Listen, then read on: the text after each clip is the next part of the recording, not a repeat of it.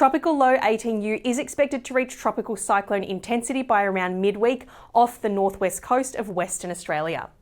We've got a lot of activity across the tropical north at the moment around the monsoon trough, but if we focus in on the northwest, we can see significant areas of cloud, showers and thunderstorms off the Kimberley coast. Now this activity is wrapping around the tropical low pressure system known as 18U. We've already seen some significant thunderstorms in the area in the past few days. They have delivered falls of around 60 to 90 millimetres to northern parts of the Kimberley up to 9 o'clock this morning. Now, tropical low 18U is still a low pressure system. It is not yet a tropical cyclone. However, it has a high chance of being a tropical cyclone by around Wednesday this week. That's no guarantee that we'll see it become a cyclone. However, it does mean it's the most likely outcome at this point in time. As such, we do have a tropical cyclone watch current. It covers the Western Australia coast between Cape Leveque and De Grey, including Broome. Now, in that watch area, we're expecting to see gales developing within the next 24 to 48 hours.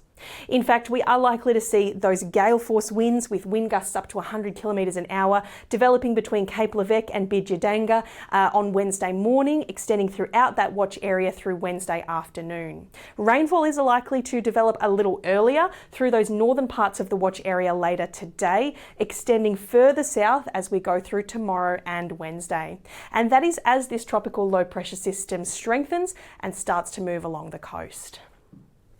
We are expecting the system to move southwest along the Kimberley coast over the next day or so, gaining intensity until it reaches tropical cyclone strength, most likely by Wednesday morning or afternoon.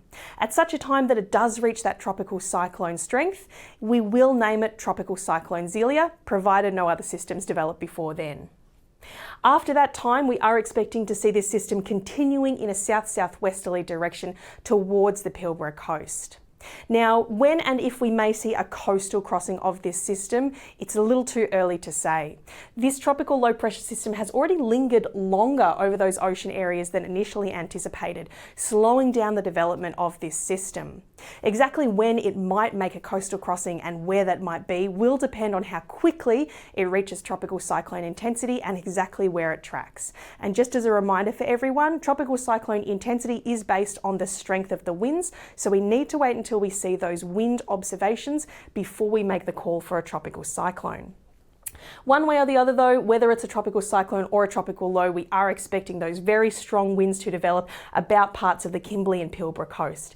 As I said, first we'll see that between Cape Leveque and Bidjadanga, extending further south towards Port Hedland later on Tuesday and Wednesday as this system grows stronger, continuing into the later part of the week too. Those damaging wind gusts could bring down trees or power lines, causing some damage. Rainfall is likely to increase as well, moving down the coast as that tropical low system moves down the coast as well. In anticipation of the rainfall that we're expecting over the coming week, we do have several flood watch areas current. They cover the West Kimberley catchments, parts of the De Grey River and the Sandy Desert catchments too. Now the flood watch is telling us that rainfall that's forecast over the coming days may lead to road impacts such as water moving over the roads, making them muddy or impassable. That could lead to lengthy detours or in fact some townships becoming isolated.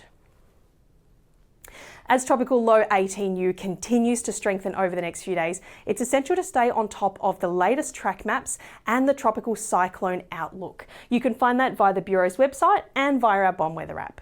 Stay safe and we'll catch you in the next update.